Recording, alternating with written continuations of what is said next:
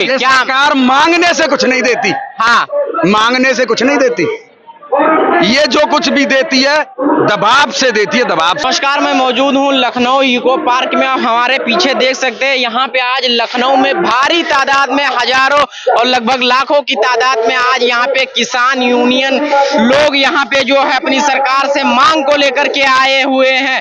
यहाँ पे आज राकेश टिकैत जी भी आ चुके हैं और हमारे साथ यहाँ पे कुछ किसान लोग हैं जो उनसे मैं बातचीत करूंगा। सर, क्या नाम हुआ आपका, कहाँ से आए हैं? चंद्र प्रकाश पटेल, डिस्ट्रिक्ट बरेली, जिला प्रभारी भारतीय किसान यूनियन टिकैतपुर। क्या मांगे हैं आपकी सरकार से? मांगे सरकार से बहुत काफी मांगे हैं। समस्याएं तो अनेक हैं, समस्याएं अनेक हैं और किसान परेशान है छोटा साड़ों से और गौवंश से। बाकी एमएसपी पर खरीद ना होना, नहरों में पानी ना होना, ट्यूबवेल खराब होना, बीजों पे सब्सिडी के नाम पर यदि बीज ले भी लेते हैं तो किसान को सब्सिडी ना मिले। बाकी कई ऐसे मुद्दे हैं जो किसानों को ये गुमराह कर रहे हैं और किसानों पर परेशान कर रहे हैं। क्या नाम हुआ था साहब? राम रतन, कहाँ से आए हैं आप? नवाबगंज, जिला बरेली। क्या मांग है आपकी सरकार से? एमएसपी पे कानून बनाएं, गन्ने के रेट बढ़ाएं, गन्ने के पेमेंट दिलवाएं और ये बहुत तमाम मुद्दे हैं, इन पे सरकार कुछ कर ही नहीं रही है। सरकार कुछ भी नहीं कर रही है। सरकार कुछ ही नहीं कर रही है। सरकार केवल हिंदू मुसलमान कराने के अलावा कुछ नहीं कर रही है। सरकार तो कह रही है हम किसानों के हैं। क्या किया सरकार? 5 काम गिनाए सरकार के। सरकार किसानों के हित में 5 काम गिना दें जो अच्छे हों, हमें बताएं। 14 दिन में पेमेंट दिलवाने का वादा किया था, वो भी नहीं हुआ है। आप बताइए, 5 काम गिनवा दें, ये केवल 5 काम। जी भाई साहब, क्या नाम हुआ आपका? रंजीत यादव, जिला ललितपुर। कहाँ से? ललितपुर से आए हम लोग। तो क्या मांगे, प्रमुख मांगे क्या है? हमारी मांग है, जो सरकार ने अपने चुनाव से पूर्व प्रत्याशियों ने जो घोषणा की थी कि हम किसान की बिजली माफ करेंगे, इन्होंने अभी तक किसान की बिजली माफ नहीं की। और जो इस समय ललितपुर जिले में हमारे यहाँ उर्द मूंग की खेती किसान करता है, पूर्ण रूप से किसान बर्बाद हो गया है। जिला प्रशासन हाथ पे हाथ रखे बैठा है, कोई सुनवाई नहीं है, कोई सरकार का भय नहीं है। अब वहाँ का किसान जो 2 लाख 1.5 लाख की वोट से किसान के प्रत्याशी को जिता रहा था, इसके विरोध में काम वहाँ का किसान करेगा। जी जी जी, आप कह रहे थे आप क्या मांगोगे सरकार से? जी, ये क्या? सरकार मांगने से कुछ नहीं देती। हाँ, मांगने से कुछ नहीं देती, ये जो कुछ भी देती है दबाव से देती है, दबाव से। मांगने से कुछ नहीं मिलता। आपने देखा होगा। कैसा दबाव बनाएंगे आप सरकार पे? ये आपको दिखाई नहीं दे रहा? ये आपको दिखाई नहीं दे रहा कि पिछली साल से 10 गुनी किसान की भीड़ है, या किसान की 10 गुनी। इससे पहले भी किसान धरना दे चुके हैं। जी, वहीं ले जाना चाहता हूं मैं आपको, वहीं ले जाना चाहता हूं कि आप कह रहे थे कि क्या मांगोगे, मांगने से नहीं देती। हमने 14 महीने आंदोलन चलाया, 700 किसान अपने शहीद किए और तब हमने मनवाया कि ये कानून खराब है, किसान के लायक नहीं है। हम तो मनवाते हैं, मांगते नहीं, और ये मांगने से देते नहीं। क्यों? कि ये वायदा खिलाफी करते हैं। भैया, तेरी सूरत कुछ भी बुरी नहीं है और मेरी सूरत कुछ भी बुरी नहीं है। ये कपड़ा मेरा भी बुरा नहीं है, ये कपड़ा तेरा भी नहीं है। ये कपड़े से लोग को पहचानते हैं, कपड़े से पहचानते हैं ना ये। तो इनको बता देता हूं, न सूरत बुरी है और न सीरत बुरी है, न सूरत बुरी है और न सीरत बुरी है। अरे बुरा तो वही है जिसकी नीयत बुरी है। तो सरकार की नीयत और नीति दोनों बुरी है। सरकार की नीयत ठीक नहीं है, बिल्कुल ठीक नहीं है। अब एक बात बताओ कि जितने वायदे जब से किए 14 से और आज 9 साल हो गई, मैं कह रहा हूं कि मतलब जो है 4 भी वायदे सरकार ने पूरे नहीं किए। अगर किए हैं तो आप बताओ। कोई भी वादे पूरे नहीं हुए। सबसे पहले गिनाता हूं मैं, इन्होंने कहा कि बहुत हुई महंगाई की मार, अब की बार मोदी सरकार। महंगाई का क्या हाल है भैया? महंगाई आसमान छू रही है। इन्होंने कहा कि युवाओं को हम 2 करोड़ रोजगार देंगे, युवाएं लाठियां खा रहे हैं रोजगार के लिए। इन्होंने कहा कि हम डीजल, सुनिए मेरी बात सुनिए, कि डीजल और पेट्रोल हमारे आते ही सरकार सस्ता करेगी। वो शतक मार रहा है, शतक मार रहा है, आपको पता है? जी जी जी। उसके बाद में ये कहा कि हमसे हिंदुत्ववादी कोई सरकार नहीं है, हमसे ज्यादा कोई सरकार जो है सुरक्षा के मामले में नहीं है। चीन अंदर घुस आया, वो कहते हैं कोई आया है ना आएगा। तीसरी चीज कहते हैं पिछले चुनाव में शहीदों के फोटो लगा के वोट मांगे थे, पता है आपको? तो ये आप सुनिए मेरी बात सुनिए पूरी, शहीदों के फोटो लगा के वोट मांगे थे। इन शहीदों के नाम वोट दे दो। आज 3 लीडर शहीद हुए। लीडर उसे कहते हैं जो लीड करता है फौज को। जी जी।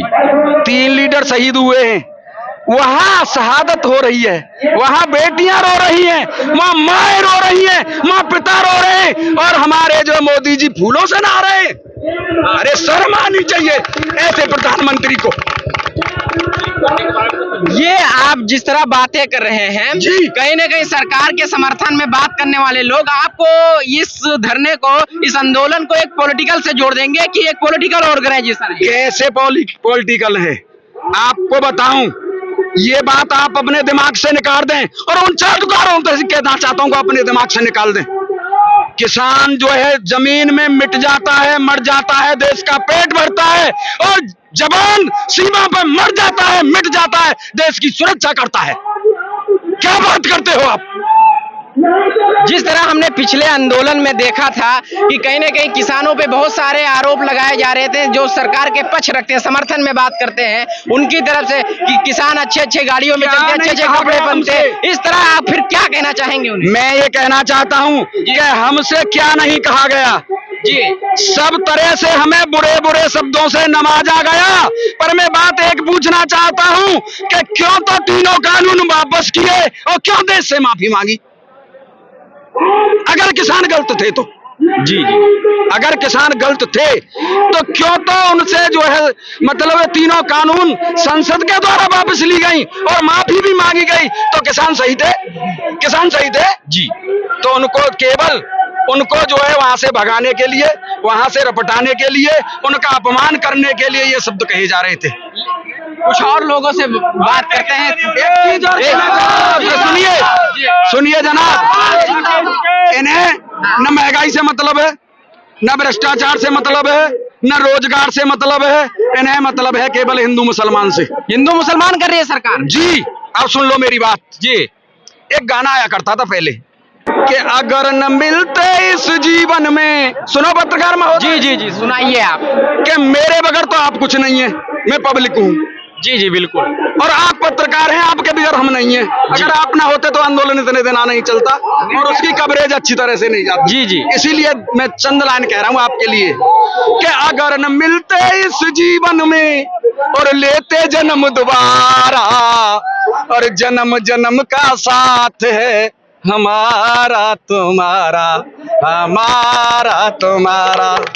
एक चीज अब कहूँ, अगली लाइन कि मंदिर हो या चाहे मस्जिद, मंदिर हो या चाहे मस्जिद, और चर्च हो या गुरुद्वारा, परम पिता तो एक है हमारा तुम्हारा, हमारा तुम्हारा। अगली लाइन सुनिए कि धरती बांटी धर्म बांट दिए, और बांट दी अपनी भाषा, और बांट लिए भगवान भी अपने, सोचा नहीं जरा सा। हिम्मत है तो बांट दिखाओ, और ये चैलेंज हमारा, और नील गगन तो एक है हमारा तुम्हारा, हमारा।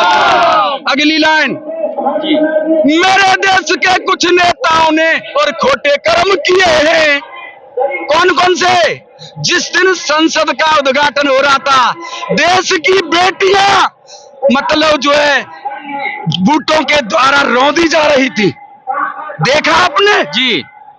पूरे देश ने देखा, पूरी दुनिया देश ने देखा। और एक चीज और बता देता हूं, जिनके दम पे हमारे विदेशों में तिरंगा फैलते हैं, जिनके दम पे हम मेडल लाते हैं और उनके साथ हमारे नेता फोटो खिंचवाते हैं, फोटो, उनका क्या हाल हुआ था। इसीलिए कहता हूं कि मेरे देश के कुछ नेताओं ने और खोटे कर्म किए हैं, जैसे ब्रजभूषण, चैलेंज के साथ कह रहा हूं कि मेरे देश के और कुछ नेताओं ने खोटे कर्म किए हैं और विश्व में जो था नाम देश का वो बदनाम किया है।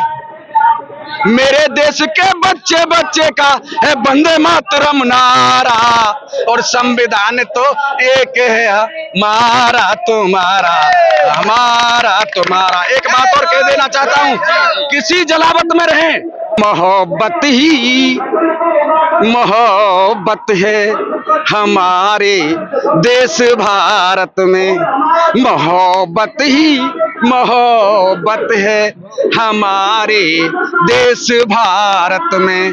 दरारें पड़ नहीं सकती कभी इसकी इमारत में, जरूरत कर पड़ी तो जान की बाजी लगा देंगे, जान कुर्बान कर देंगे वतन की हिफाजत में। मोहब्बत ही मोहब्बत है हमारे देश भारत में, थी और है और रहेगी, कोई मिटा नहीं सकता। एक अंतिम सवाल है आपसे जी, आप लोग जो यहाँ पे आज लाखों की तादाद में आंदोलन खड़ा कर रहे हैं, अगर फिर भी आज जो सुनवाई, जो मांग को लेकर आप लोग यहाँ पे नहीं आए हैं, अगर ये नहीं पूरी हुई तो आगे का रणनीति क्या होगा? वही आंदोलन, वही सड़क। जब संसद आवारा हो जाए, जब संसद आवारा हो जाए तो सड़कों पे मतलब आंदोलन करने पड़ते हैं।